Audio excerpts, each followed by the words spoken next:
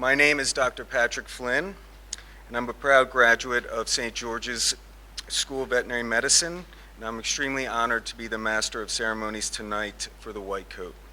A little bit about myself. I graduated from SGU in 2006, and then I returned to Grenada to work as a faculty member in the small animal clinic for 2 years. I then went back to the United States and completed 2 internships in a surgical residency. I finished the residency about 2 years ago, and now I'm a staff surgeon at SAGE Centers in Northern California in the Bay Area. SAGE is made up of 4 large specialty hospitals that are staffed with internists, oncologists, cardiologists, neurologists, surgeons, and veterinary physical therapists. I perform both soft tissue and orthopedic surgery, and the areas I enjoy the most are soft tissue reconstruction following severe trauma or oncologic surgery, and I like any form of minimally invasive surgery.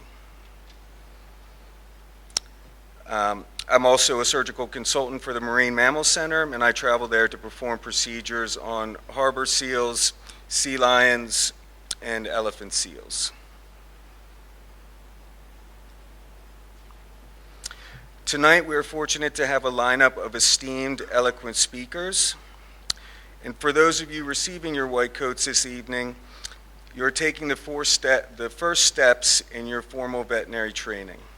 Tonight we are fortunate to have some esteemed, eloquent speakers. Those of you that are receiving your white coats this evening are taking the first steps in your formal veterinary training. I could not think of any words adequate to accurately describe the depth and scope of the journey ahead of you. But having taken the journey myself, following the same path, I could say with complete certainty that SGU will provide you with excellent didactic and clinical training that will be the foundation for your veterinary career. I personally never felt unprepared. SGU can only provide the tools and raw materials. Each of you will be required to build the foundation yourself. I cannot stress enough the effort and sacrifices that you put into your training will directly correlate with the quality of the end result. The journey will be amazing as it is challenging. There will be times when you feel powerful and energized, and there will be other times when you feel weak and exhausted. There will be days where you feel that you can't do anything wrong, and there will be weeks that you feel you can't do anything right. Despite the inherent ups and downs, if you give your 100% personal best, I'm confident that you will succeed. Through the highs and lows, you must always remember how truly blessed you are to be given the honor of pursuing a career in veterinary medicine. You're blessed because you will be able to make a difference in the world. Your actions and your conduct while performing them will have the power to change the lives of your patients and the people associated with them. Whether you choose research, veterinary public health, or clinical practice, your actions have the potential to not just change individual lives, but to change the world. The change can happen slowly and steadily by saving or improving one life at a time, or it can occur rapidly and at a large scale through the discovery of the next medical breakthrough. Just like your veterinary education, the sum of your career can only equal the effort you are willing to give and the sacrifices you are willing to make.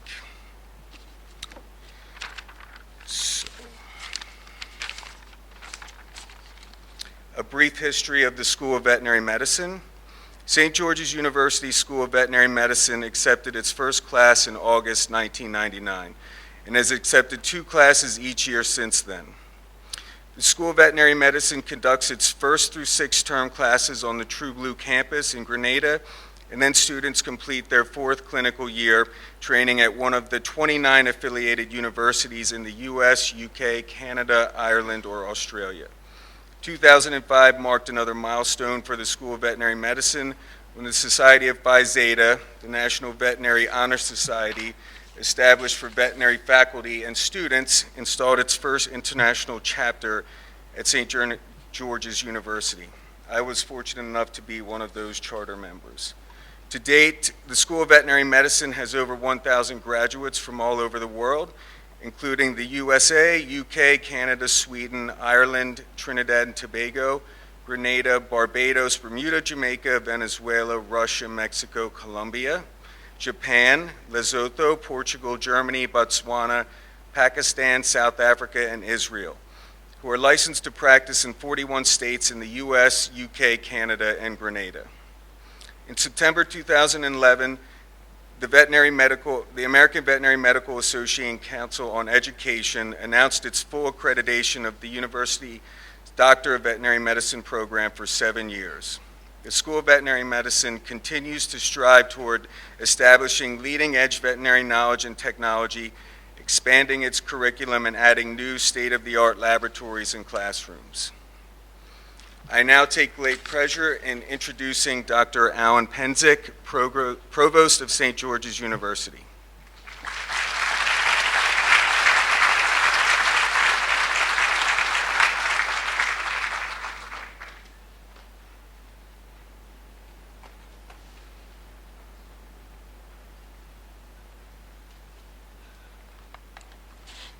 Good evening, everyone. Good evening. I'll stand on the protocols already established. I first want to express my appreciation to the School of Veterinary Medicine to invite me in the stead of the Chancellor. The Chancellor unfortunately could not be here, and I'm kind of disappointed for you because he really does give great oratory, and he knows how to make you feel relaxed, enjoy, and have a good time. That's while you're working. So what I want to talk about is a little bit about my history and how I got here. I'm from Nebraska, and many years ago I wanted to be a veterinarian, and I couldn't be one because I didn't have enough vet schools. Couldn't get in one. So I finished up a master's degree in veterinary science, and then I went on for a PhD, but then I kind of diverged. But the research I did was in animals. And one of the things I wanted to do is teach in a medical school. And I was a late bloomer, so it means that I was a little older, and when they look at that, they don't say it, but they said, well, how many years can this guy give us before he retires? So I was actually, a guy from St. George's caught me in St. Louis in a bar. We were there because I was there at a AAMC meeting, or no, American Medical Microbiology meeting, ASM. And he saw my CV, and he actually came and found me, and he said, you really should come to Grenada. You'll fit here. You can work with me. I'm a virologist, really. And I said, isn't that the place that just had that war or something? He said, yeah, but that's all over. It's fine. So I decided that, well, I'll take a look at it. And I kind of let it drop. And then one day I got a call, and they said, well, come to New York and interview. So when I went to New York, nobody expected me. But I took my CV and I got the interview, and then I went back to the university. I was working at the University of Nebraska, and I got this phone call, and it was Dr. Jeffrey Bourne. He said, where are you? I said, I'm here in Nebraska. He said, why aren't you here? And I said, nobody told me to come. Oh. So then he sent me an invitation, and I got to say that was the greatest thing that ever happened to me when I joined St. George's, because the first thing he did is send me to Barbados for a year, which is not a bad deal. And then, but I'd fly back and forth, and I could see Grenada, and David Leonard, who was then the administrator, said, don't worry, we're going to have a campus here. Well, that didn't work out. So in the middle of the summer, I got a call from David, and he said, I sent all your stuff to Grenada. So I followed my stuff, and I came, and I was glad I did again, even though it was very challenging. And I'm not going to bore you with all that, because everybody that came during that time, the originals, they said, oh yeah, it's like Grandpa going to the snowdrifts to go to the campus. So here I am, and I'm very happy about that. And I was even more happy when they decided to start a vet school in '99. And the school has made magnificent leaps and bounds, very fast development. It took us years to get to where you were in about 10 years. You were there, getting ABM accredited, amazing stuff. And I hold that to the leadership of the veterinary school. Now, at that time, it was Dr. Ray Sis. The original dean was Dr. Hogg, who started it, and then he said, I'll give you so many years, and then I'm going to have to go. But he gave us even more than that until we got the next dean. And then when Ray Sis left, well, we need to get someone else, and Tim was good enough to join us, Tim Ogilvy. So you have excellent leadership.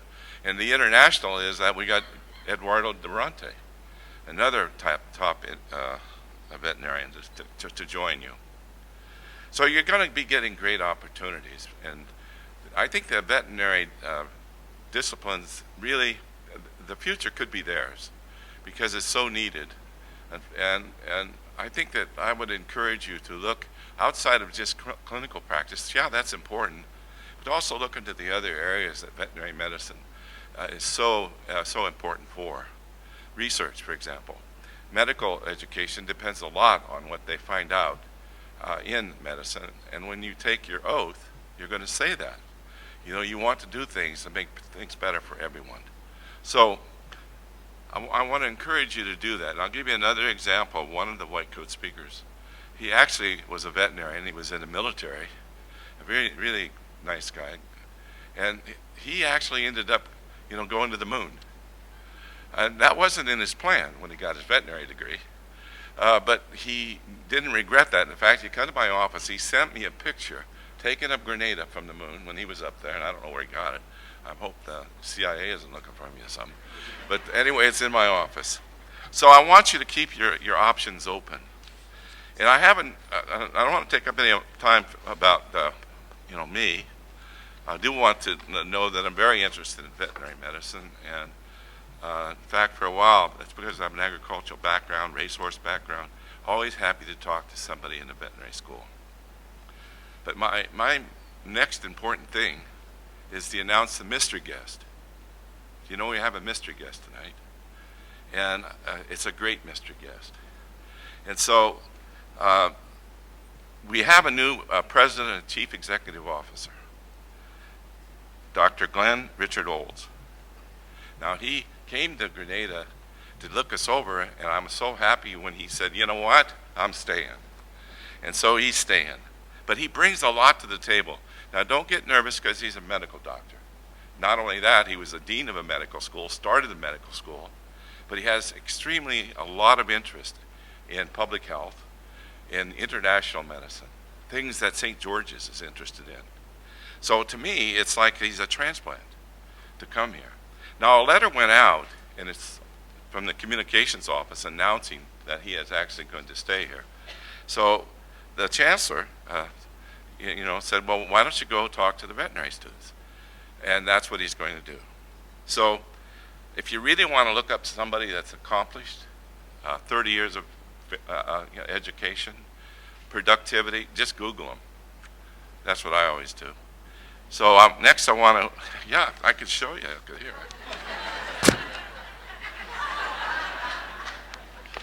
So if you're on Google, that's pretty good.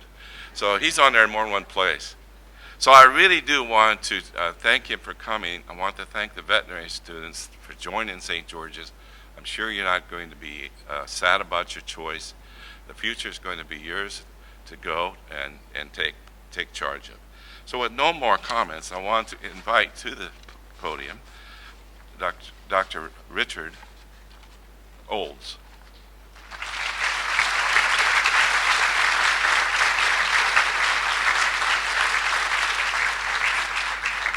Well, thank you. Thank you very much. I'll be brief. I should also introduce my wonderful wife of 36 years who's with me here today, my wife, Jackie. And Jackie and I actually did come, and we made the decision, I think, 3 days ago. Actually, technically, I'm still dean of a medical school in California for 9 more hours. But I do really appreciate the chance to address the veterinary students. It turns out I'm actually a parasitologist, and the interesting thing about that is the disease I'm an expert in is actually a zoonotic disease, so I actually deal a lot with veterinarians. And you may not know that, but virtually all the parasitic drugs used in humans were originally developed by veterinary medicine, and they just happen to work in human beings. In fact, it's the only drugs we actually have to treat human parasitic diseases. Anyway, I wanted to say a few things to you generically, because the white coat ceremony is something that you as veterinarians share with the medical profession, the nursing profession, with dentists, with many in the healing arts. And many of you may assume that white, or the white coats, has for centuries been associated with the healing arts. And that actually is not true. Actually, it was not until the 1800s, with the dual forces of the introduction of the microbial theory of medicine, for which sterility and the importance of sterility brought white coats to the forefront of the healing profession. The other major force was really the decision that medicine, veterinary medicine, nursing, needed to be guided by the scientific method. And so, if you will, your white coat is also a lab coat. And those twin forces have been in place for more than a century, and the strong association of the white coat with those in the health professions. But it was only relatively recently that white coat ceremonies became popular. In fact, it was actually in the early 1990s that Columbia University actually had the first white coat ceremony. And the purpose of the white coat ceremony is to remind you that from the very first day that you were involved as a health professional, you don the white coat, but you also assume a great responsibility for your behavior, for your approach to the profession. Today, none of you really know very much about veterinary medicine. You just started. You've been at this for only a few weeks. But the responsibility of how you carry yourself, of how you interact with people, with your patients, with those that you are attempting to help, from the very beginning, you have high expectations for that professional behavior. So the symbolism of the white coat is, as you basically put on the mantle of the health professions, you assume a very important responsibility that will stay with you throughout your entire professional careers. I'm excited for all of you, and I look forward to participating with you in tonight's events. Thank you all very much.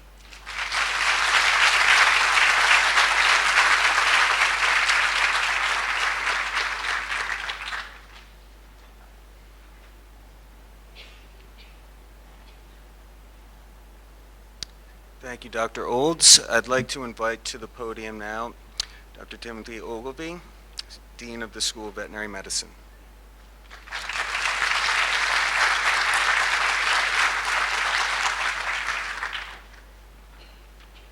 Thank you very much. So I didn't trip coming up those stairs and across the stage, so you guys won't either. So everything is going to be cool. Wonderful evening. Welcome, sincere and hearty welcome to all dignitaries. Dr. Ouizon, who's our Chief Veterinary Officer, but also on faculty at St. George's University. So you've got instant connections to the ministry and the life of a Chief Veterinary Officer. A great welcome to our new President and CEO and his wife, Jackie. They're great quick studies, as they say. They all do a great job in leading us. My thanks to Alan Penzick for his good words and standing in for the Chancellor. And the Chancellor loves these events because they're happy events. They're great times in the university's lives to be here, to welcome new students. And the other good ones are at graduation. And he likes to say, I'll see you there. And we will see most of you there, if not all of you, for sure. Other dignitaries in the audience, family, friends, significant others, parents. It's wonderful to see you here.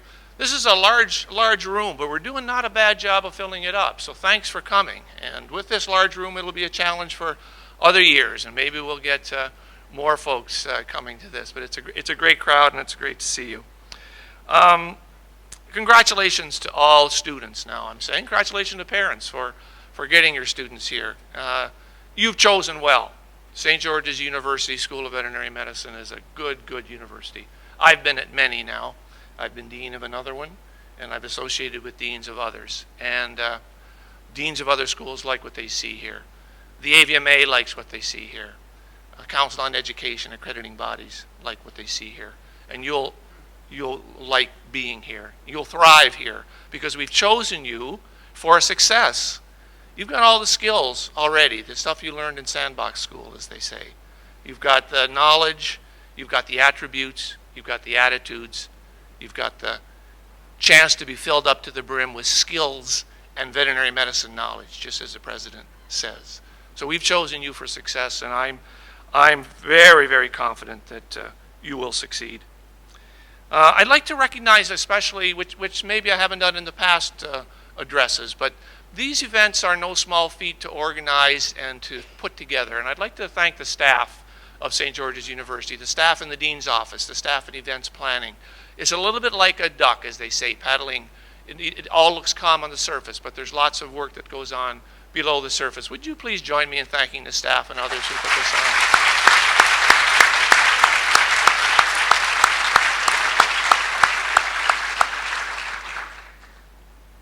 class, you are the largest class size of veterinary admitted classes ever.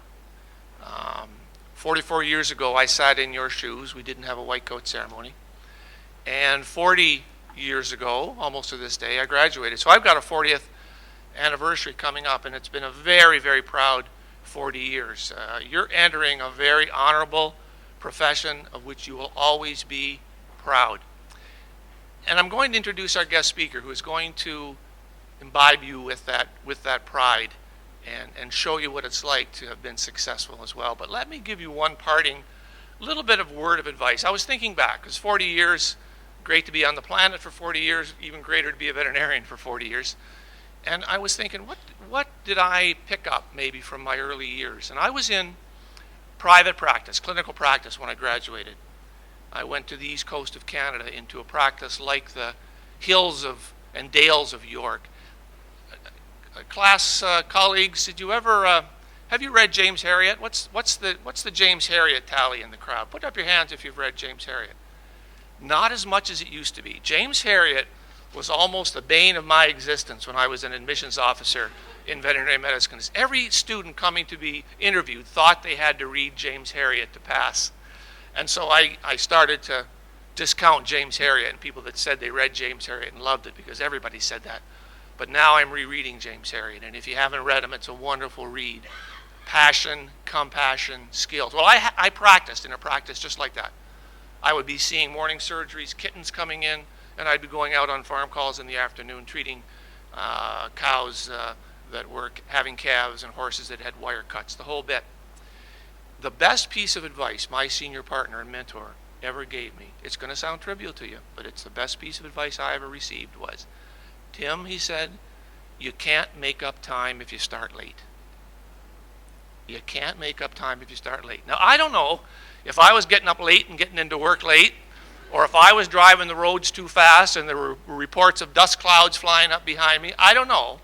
But he saw in me something that needed that little piece of advice. And I'll tell you, the more I think about it and the more I've thought about it, the more I've taken it to heart. So I try to show up on time, because then I don't have to drive dangerously.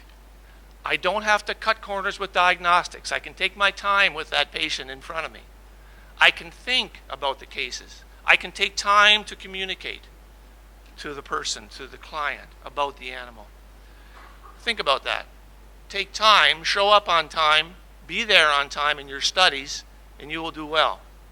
Be there on time in your graduate studies. Don't short shift yourself on that thesis preparation. All of those things. Trivial, but boy, it's been important to me in life. Show up, start on time, stick around, and you make a difference. And a person who's made an extreme difference in this world of veterinary medicine as our guest speaker, our honorary white coat speaker for this evening, Dr. Clark Fobian. I'd like to mention he's been supported the years of his work by his wonderful wife and helpmaid, Rita. She's with him this evening as well. Dr. Fobian comes to us as past president of the American Veterinary Medical Association. We like to stay close to the AVMA. Most of you are U.S. citizens, and we'd like to know what the AVMA is doing, and they like to know what we're doing. So we've invited Clark Fobian to come and speak with you this evening. Very accomplished in the world of professional veterinary medicine, in the world of leadership. But I bet you the two things, if he were to stand up beside me, I bet you he'd give me a big nod. The two accomplishments most important in his life is his wonderful family, and the fact that he is a practitioner's practitioner. He's been called a practitioner through and through. So I'd like you to welcome, and help me welcome to the stage, Dr. Clark Fobian, past president of the AVMA, our guest speaker for this evening.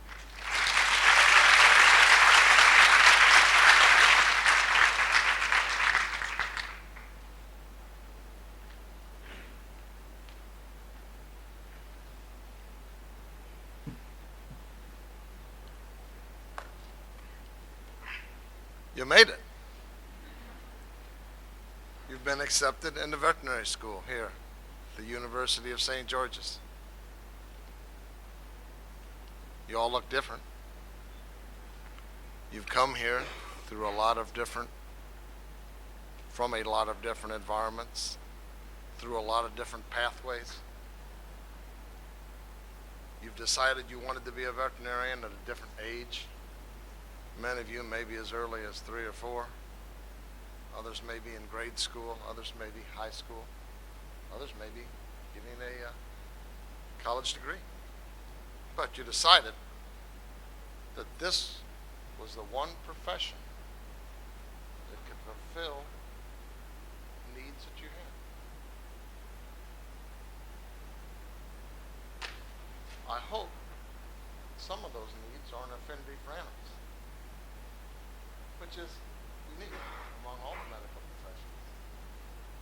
I hope that some of those needs are to help society. I hope that some of those needs reflect what you're hoping for yourself. A secure position, a family, an environment where you can go to work and enjoy it every day and come back.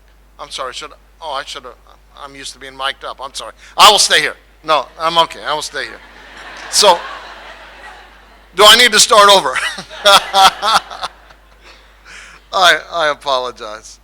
But I do want you to know that you're coming in. I kept seeing these quizzical looks, and I said, are they not connecting with what I'm saying or what's going on here? So, okay. You are coming in to a family, not just a profession.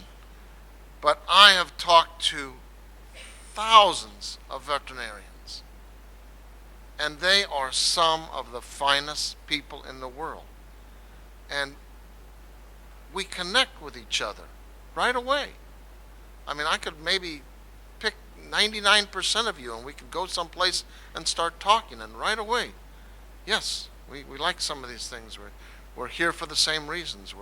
We have some of the same hopes and dreams and aspirations.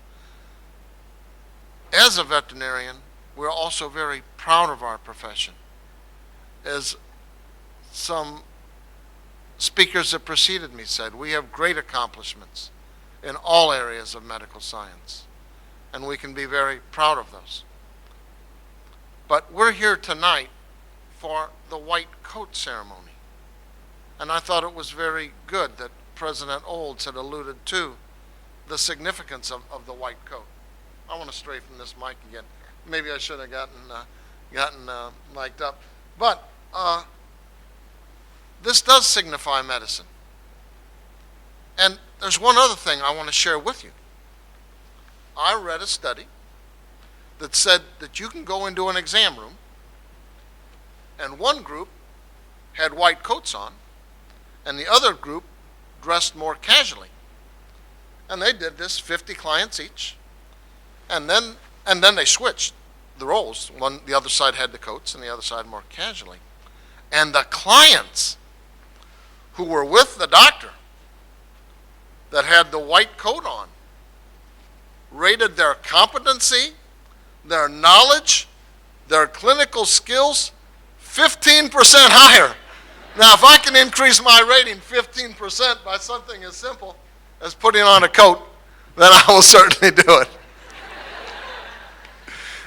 This does allude to what the president said, and that is you are members of a profession, and then you do need to look and act and play the part. But I also wanted to let you know that it did have other benefits and roles for you.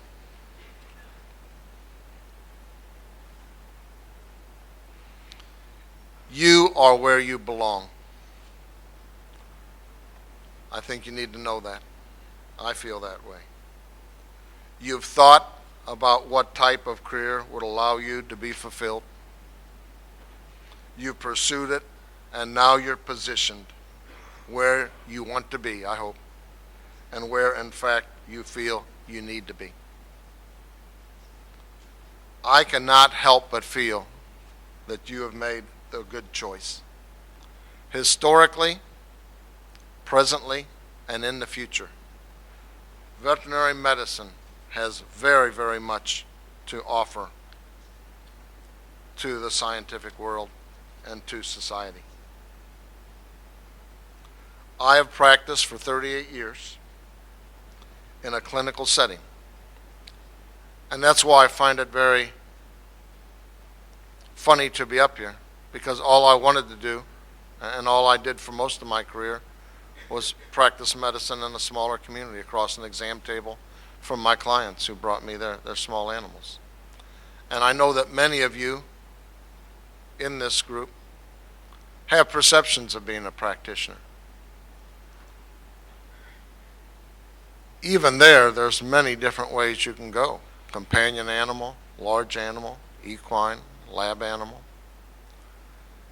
But don't forget that our profession is much larger than that. There are many other areas that you can look at. Industry, research, academia, public health service, military. Your options are expanding at a tremendous level, and I think that bodes well for our profession. The many people I have met, well, I guess I would state it this way. There are many career changes or changes in what you're doing throughout your career. And so I visited with many veterinarians that have gone through a progression of activities that have excited them and that have allowed them to move their career forward. And even speaking with some of the faculty members and some of the administration of the college here, you will find that same story. So I do want to welcome you to the family. And as I said, it's a family. A veterinarian told me when I was younger, I believe I was younger at one time, he said, I told my children that wherever they are, out and about in the world, that if they get into trouble, they can call a veterinarian and they will help them. And I thought about that, and I said, is that true? Well, I told my children, when you're out and about in the world, if ever you get in trouble, you can call a veterinarian and say, hey, my father's a veterinarian. I was told that if something happened to call another one.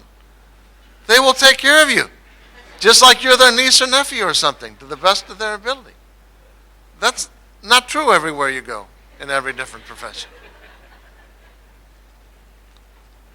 Now, I don't think it would be appropriate for me to address this incoming class without saying something about student debt and about recent graduate income, starting salaries. One, when I look at the tuition of St. George's University School of Veterinary Medicine, it is on par with the out-of-state tuition of a good number of continental schools. It does cost money to train and teach veterinary students. I don't know how much we're going to be able to do about, we being like AVMA or the veterinary community, about the cost of tuition. Even a step further, there are only 27 states in the United States that have a vet school within their state. So that means that if you come from any of the other 23 states, you're automatically an out-of-state student also. Other things that contribute to debt, room and board. I don't know how that compares on this island. You don't need to have a luxury apartment, though, or eat at a fancy restaurant every Sunday evening or something.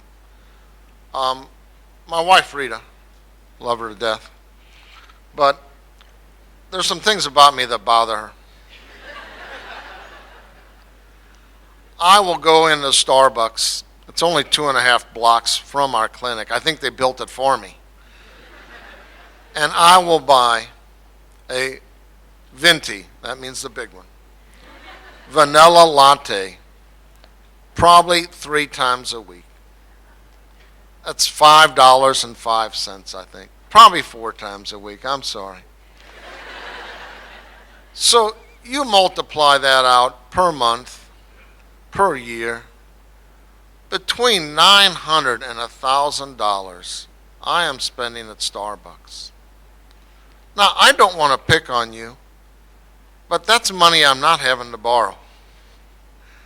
If I were borrowing it over a 4-year stint, that would be $4,000. You don't want $4,000 added to your debt load when you graduate. And that gets me to another aspect of student debt.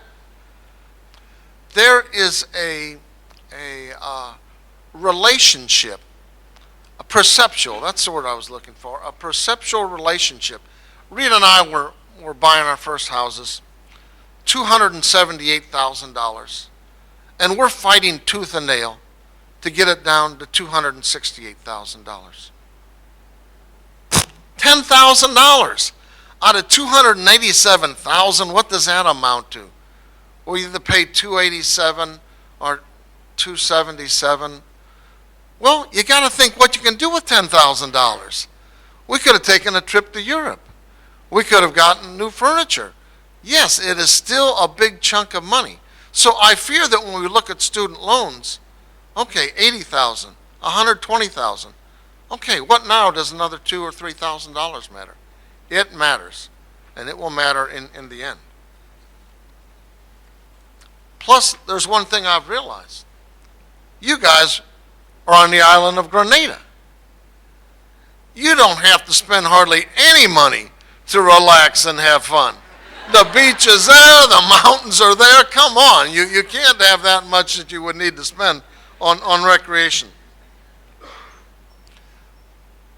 How much do you know about what you're getting into?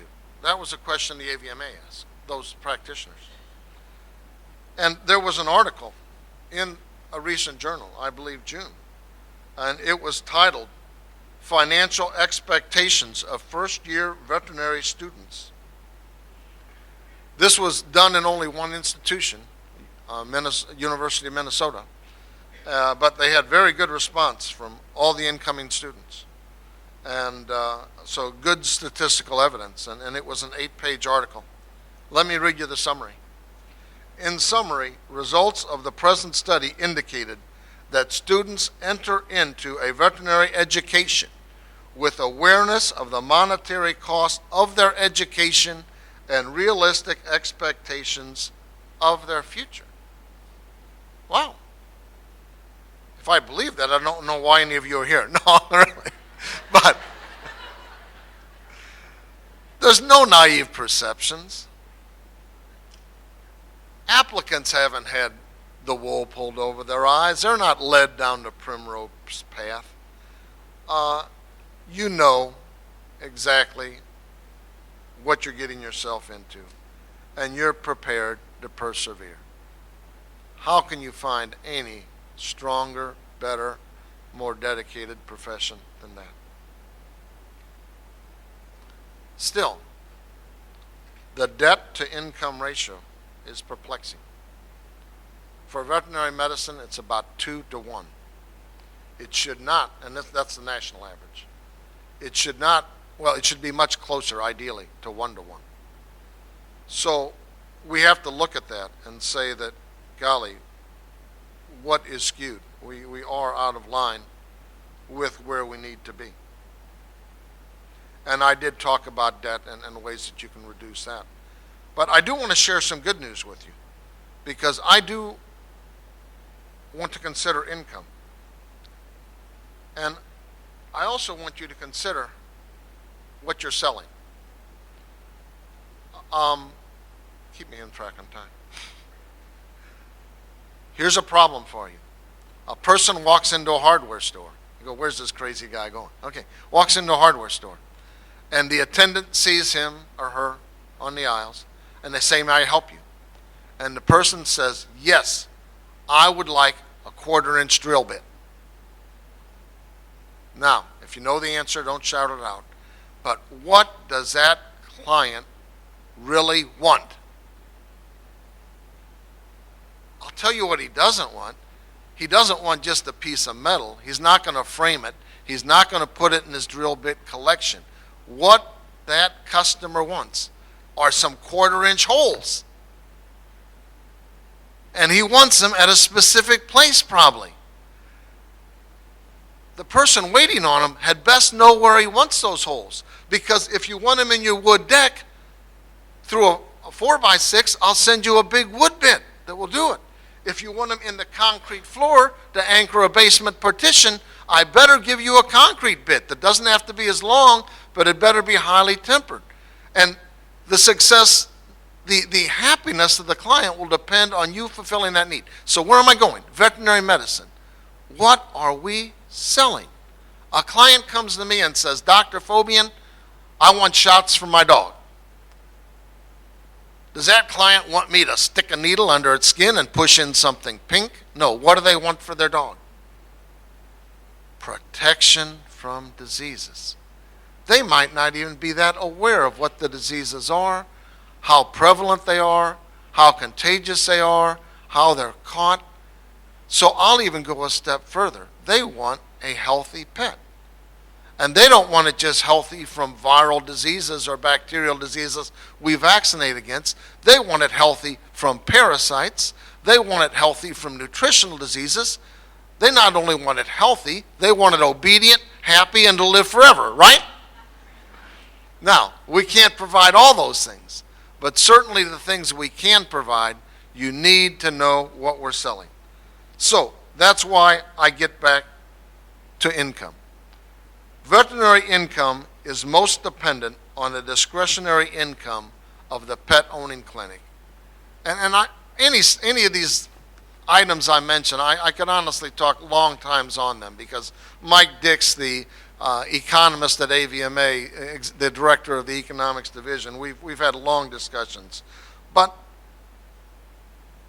very much unlike human medicine, veterinary medicine is dependent on the discretionary income of the pet-owning public. And I said, even of large animals? And he said, yes, because the higher the consumer income, the greater the utilization or purchase of animal protein products, eggs, milk, cheese, meat. And so that was contingent on economy. Now, we cannot control the economy, but we can sell those services and products we do have. And I can tell you this, that a significant number, in some areas 25% to 1/3 of the animals are not receiving adequate veterinary care. There's a vast untapped market out there, and we do need to utilize that. The last point I want to make on that is that Dr. Dix was asked, what actions can current veterinary students and recent graduates take to help minimize their debt-to-income ratio? Wow. Am I going too long, or is this something you want to hear? Okay. The value of an additional $1,000 in annual income over the career will offset roughly $25,000 in debt. So the average entering income now is $67,000. If you add $1,000 to that, and you're getting $68,000, that will, over your career, offset $25,000 in debt. $5,000 in sales are needed to generate $1,000 in income.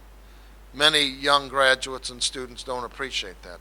As a practice owner, if I could get 20% of what my clinic grossed, that would be exceptional. Some years it was 5%. In the recession, it was in negative numbers. So you do need to generate roughly 5 times your income to be profitable to your clinic, whether you're an associate or whether you're an owner. So I'll restate that. $5,000 in sales are needed to generate $1,000 in income. But let's turn that around. I told you what Starbucks coffee can do to you, right? It can increase your debt load at the end by, what did I say, $4,000 or something. Income, so debt is acquired incrementally in small enough bites that it surprises us. Income is achieved incrementally.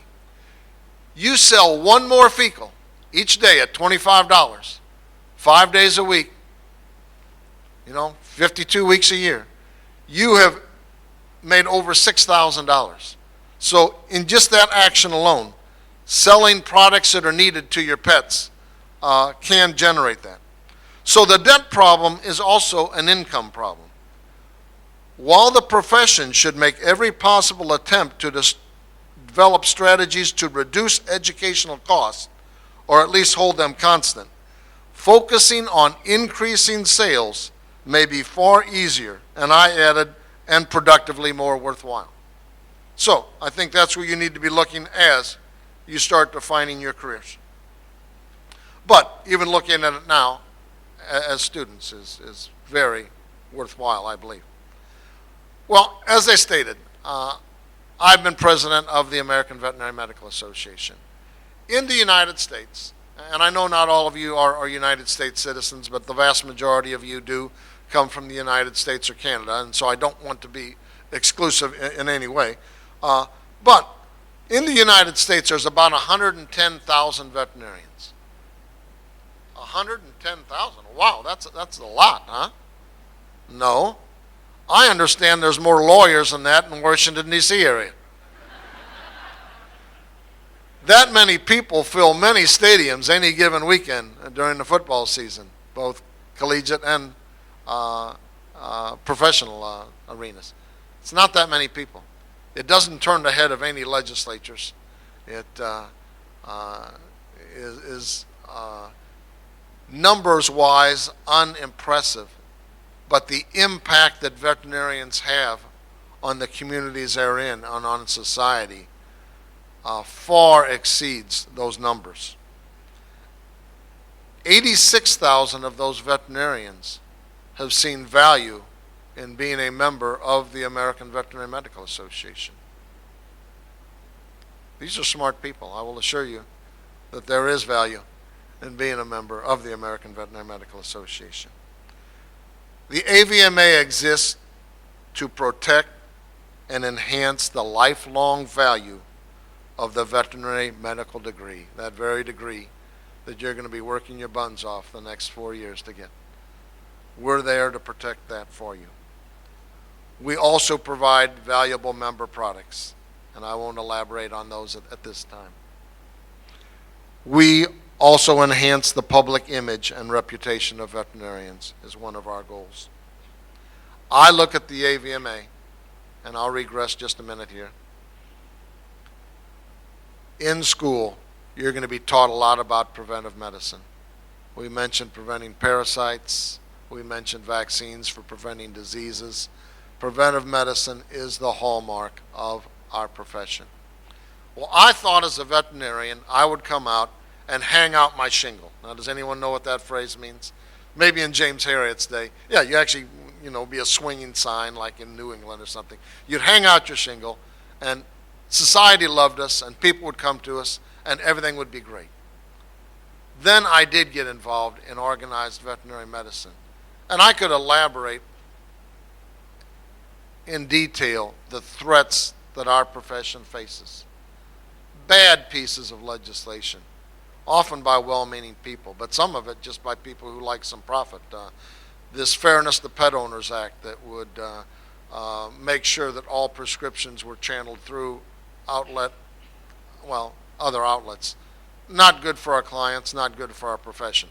So anyway, AVMA looks after the needs and desires of our members on Capitol Hill. We have a government relations division that is very highly respected in our capital, and we are able to address many important issues through our association. One Health. I'll finish up on that. We talked about how neat a time you were going to have. One Health is a concept that historically existed just a couple hundred years ago. And then as medicine started advancing, we started categorizing. And I think physicians in the audience here would even agree that even within the human medical profession, way too many silos. People working over here, over there, different silos. It is time that all medical aspects come together. Animal health, environmental health, human health, all are interrelated. And you will stand to benefit from interactions as I believe that relationship will grow. One thing I do want to finish with, and I hope this isn't premature, because this is a ceremony, like I said, not of accomplishment. This isn't a graduation or anything, but a ceremony of commitment, a ceremony of dedication. And until you're ready to stand and receive your diplomas as a DVM, it would be probably inappropriate to say this as a group, but I will read the veterinary oath. And I'll read it in such a way that you can either think or mouth these words after me and realize that this is the oath you want to be taking in 4 years. Being admitted to the profession of veterinary medicine, I solemnly swear to use my scientific knowledge and skills for the benefit of society through the protection of animal health and welfare, the prevention and relief of animal suffering, the conservation of animal resources, the promotion of public health, and the advancement of medical knowledge. I will practice my profession conscientiously, with dignity, and in keeping with the principles of veterinary medical ethics. I accept as a lifelong obligation the continual improvement of my professional knowledge and competence. I look forward to all of you stating that oath and taking that oath in 4 years, and then using that to improve society and continue to make our profession one of the greatest in the world. I thank you.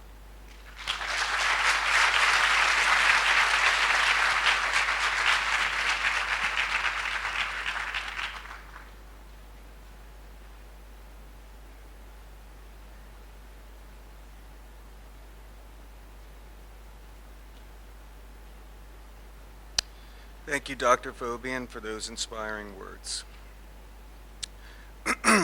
Based on the recommendations made by the AVMA, SGU School of Veterinary Medicine introduced a professionalism course for the incoming class, and its first component, a 2-day professional tribute workshop called Pause, was recently completed.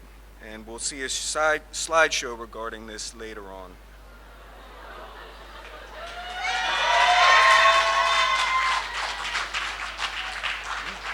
I'm excited.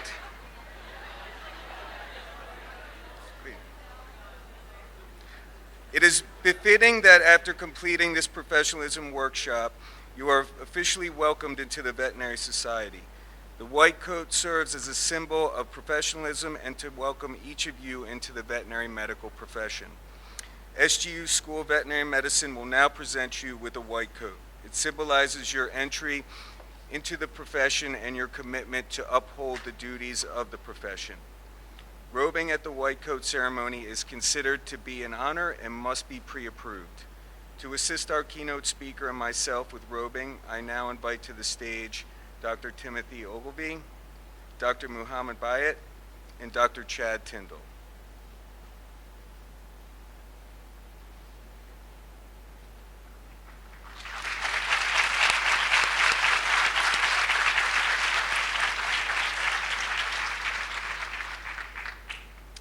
In recognition of our international enrollment, Dr. Ruhini Rupnari, Associate Professor in the Pathobiology Department, will call each student by name and state their country of birth.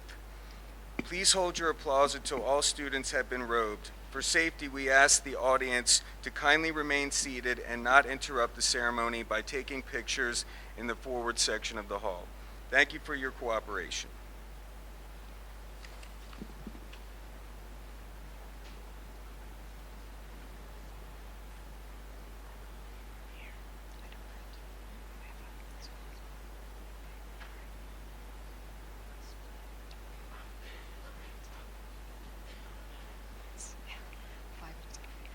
Ashley Norris, Illinois, United States of America. Victoria Monroe, Virginia, USA. Honora Griffith, South Carolina, USA. Tara Keeney, New York, USA.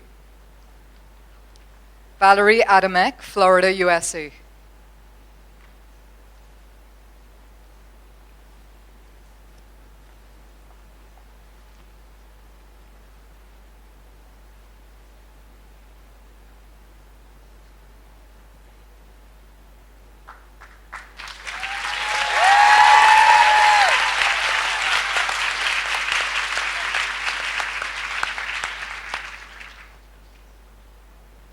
Courtney Gifford, New Jersey, USA.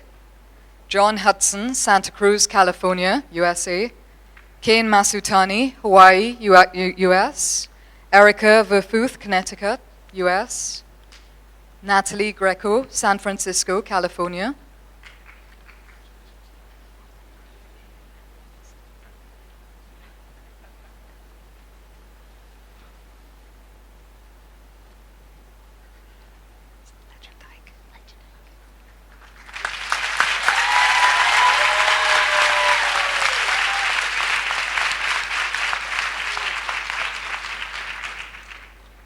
Jennifer Legendike, Mississippi, USA.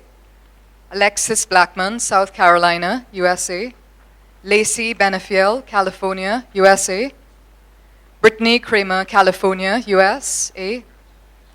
Julian Perron, Maine, USA.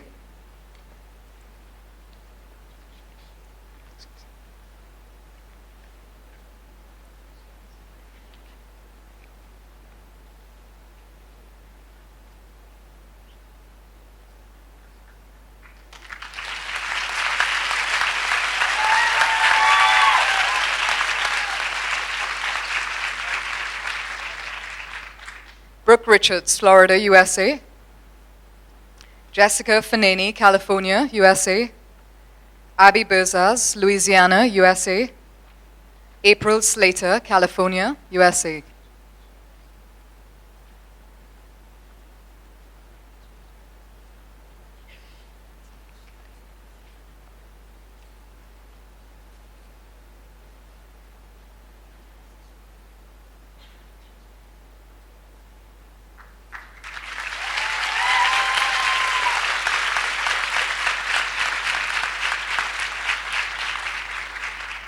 Savannah Marie McCurdy, California, USA.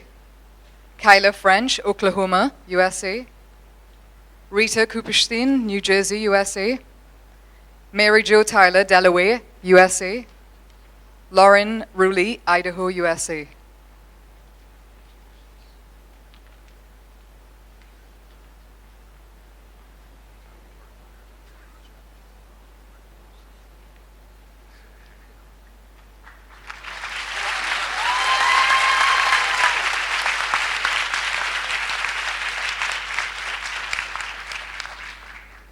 Heather Shosho, Massachusetts, USA. Calais Hood, Ontario, Canada. Ashley T. Tinsley, Pennsylvania, USA. Callie Crowder, South Carolina, USA. Christine Bishop, Pennsylvania, USA.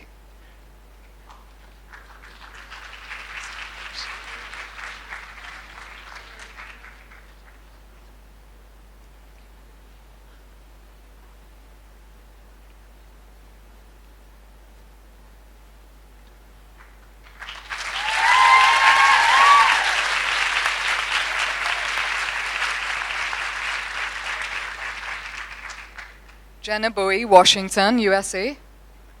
Amira Guerrero, Fort Lee, New Jersey, USA. Amber Schamberger, New York, USA. Elizabeth Kluber, Bayshore, New York, USA. Ariana Shop, Monterey, California, USA.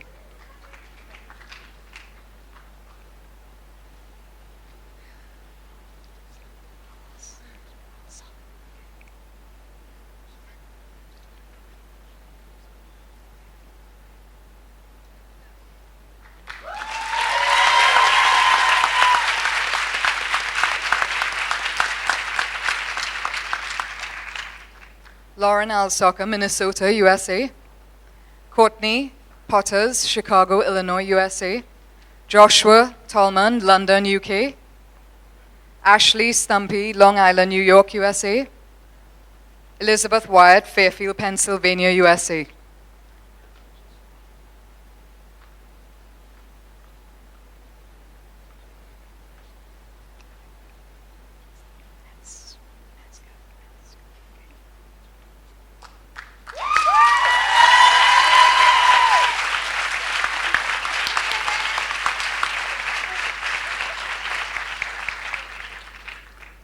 Shannon Metzger, New York, USA. Brianna McGeegan, Middle Island, New York, USA. James Schwafeger, Long Island, New York. Amy Rickman, Wisconsin, USA. Edward O'Rourke, New Jersey, USA.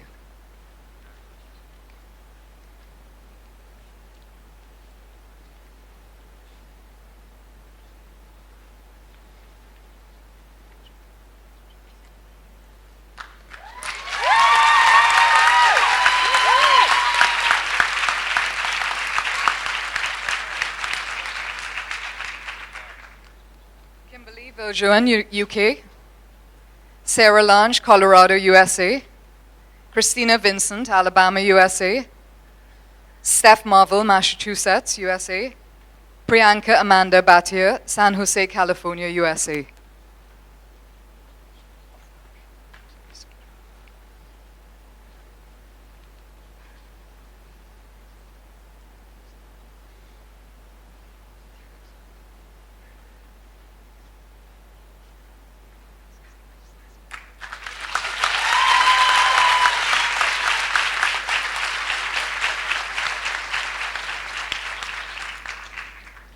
Yendu, Ohio, USA.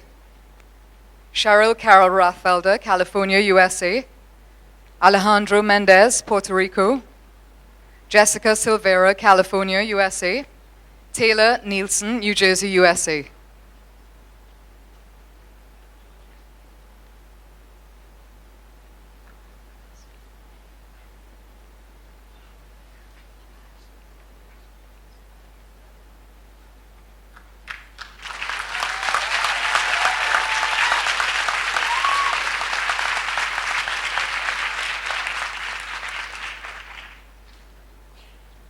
Heather Halad, Illinois, USA. Caroline Fitzgerald, Massachusetts, USA. Megan Bellotta, Massachusetts, USA. Brittany Gardner, Washington State, USA.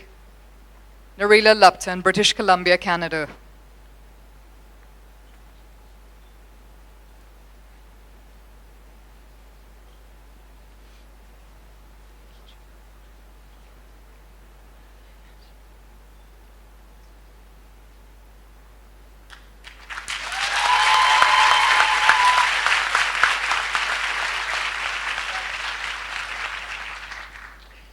Jamie Kicho, Illinois, USA.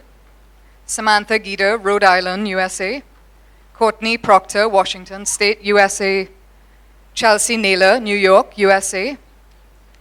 Colleen McCardle, Indiana, USA.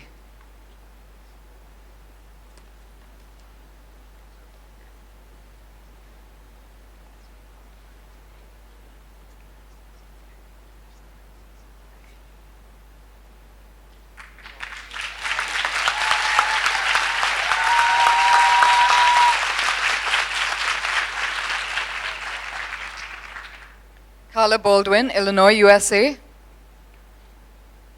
Greg Gafford, Atlanta, Georgia, USA. Shanna Clifford, Flemington, New Jersey. Heather Lynn McFarland, Philadelphia, USA. Rebecca Bociccio, New York, USA.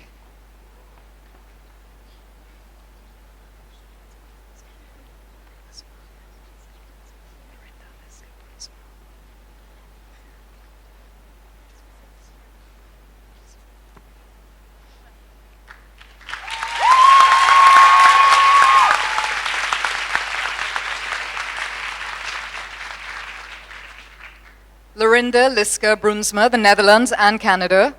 Sharona Feder, Florida, USA. Erica Ledesma, New York, USA. Elena Fistura, New York, USA. Helen Wright, Maryland, USA.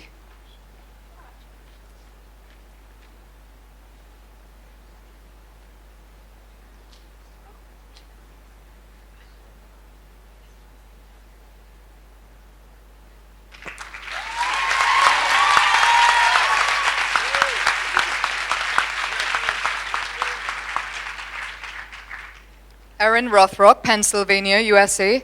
Elizabeth Chen, Texas, USA. Sarah Noonan, Louisiana, USA. Courtney Martin, Louisiana, USA. Andrea Swanson, Wisconsin, USA.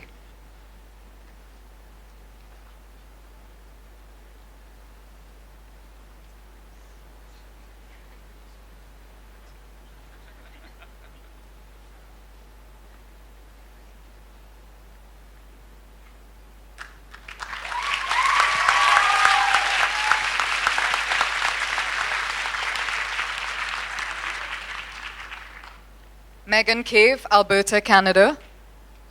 Elizabeth De La Torre, Florida, USA. Danielle Minnick, Texas, USA. Kathleen Massa, Pennsylvania, USA.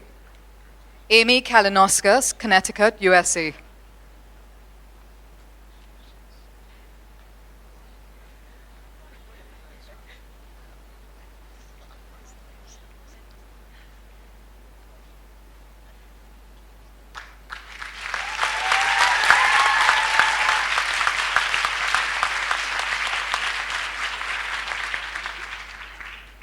Jennifer Reynolds, Pennsylvania, USA.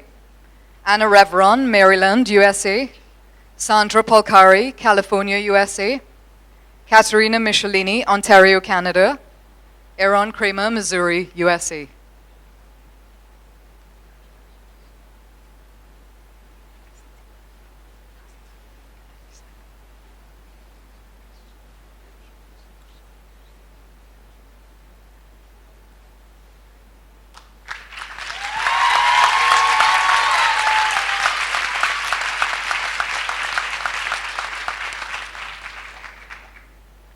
Jeremy Castletine, Indiana, USA.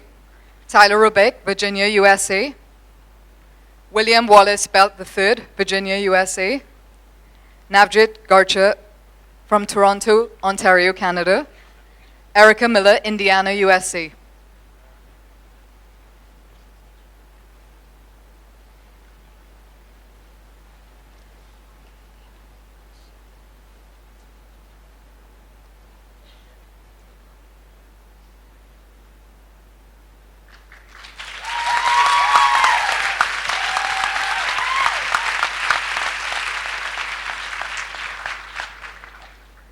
Elizabeth Markey Bierman, Illinois, USA. Jessica Vacla, Illinois, USA. Lorena Mendez, Texas, USA. Nicole Ramirez, Texas, USA. Danielle Bilhartz, Florida, USA.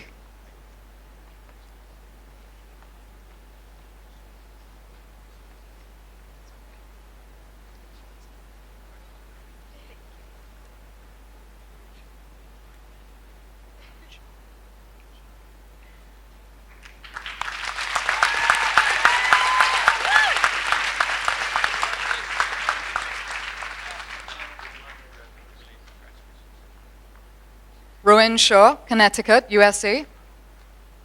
Courtney Napier, South Carolina, USA. Jalissa Smith, Barbados. Rhonda Hull, California, USA. Kirsten Vredegur, Alberta, Canada.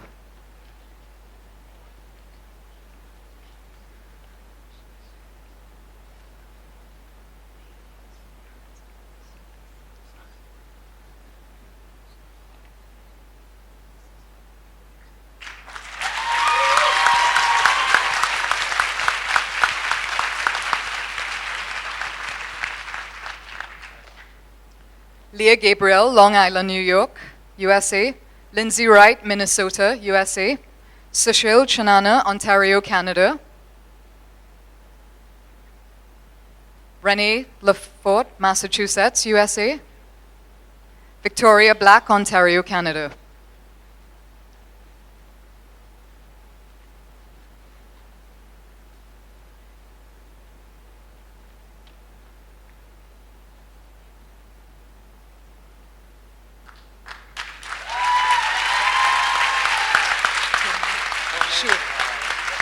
Sure.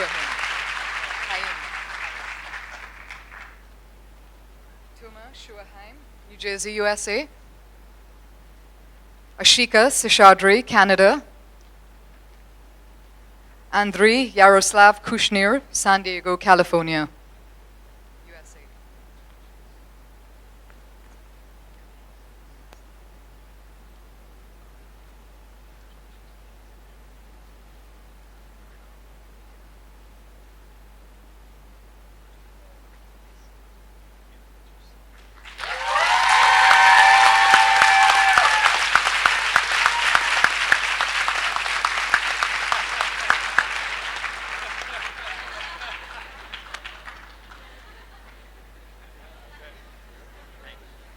My professional opinion of you is already 15% greater. Look at that. That's good.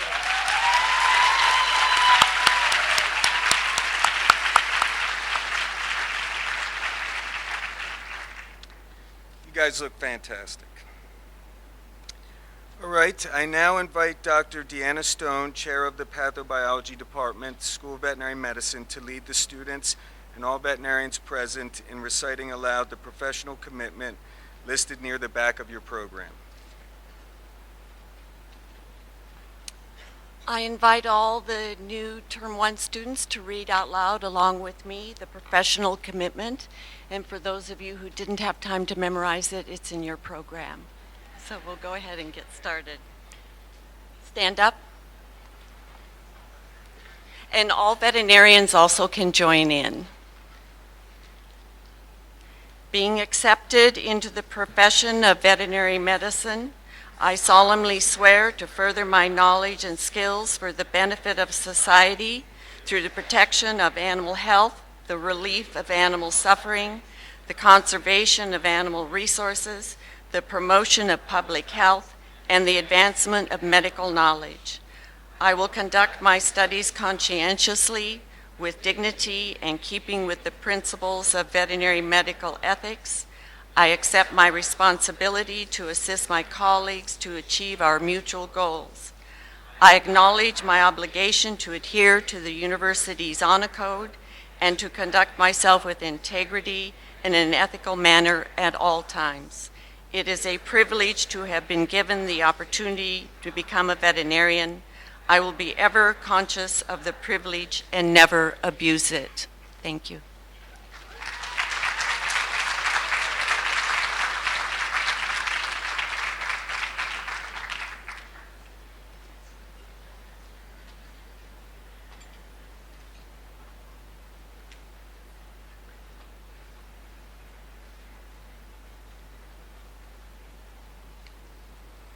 Thank you, Dr. Stone. So now we're going to discuss the pause slideshow presentation.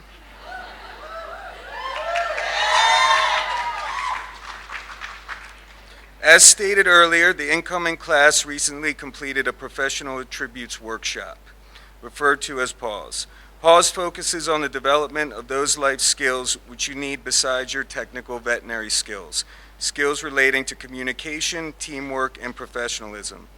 These are skills and attitudes which make you into a more complete or rounded person, a person that is not only a technically excellent veterinarian, but is a successful veterinarian.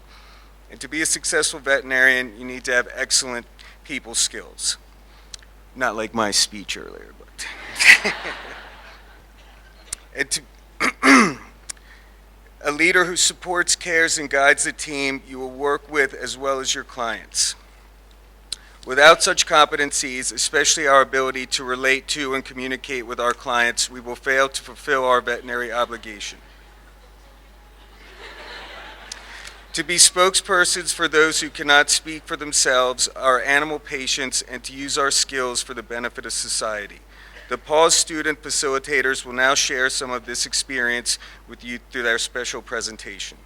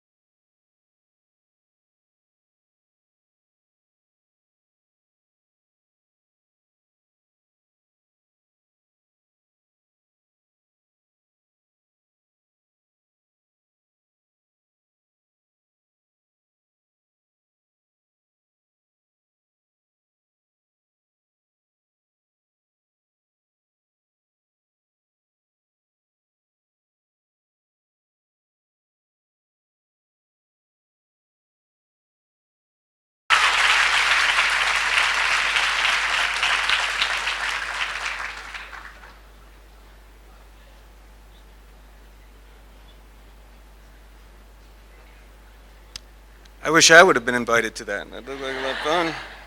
Someone's going to have to explain some of those things to me later. The stick activity, I'm very interested in what was going on there.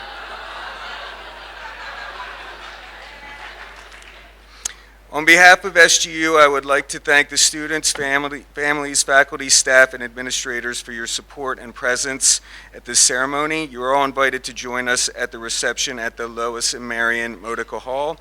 I ask that you please remain seated and keep the aisles clear until the Grand Marshal, followed by the students and dignitaries, exit. Thank you again for coming, and congratulations, guys.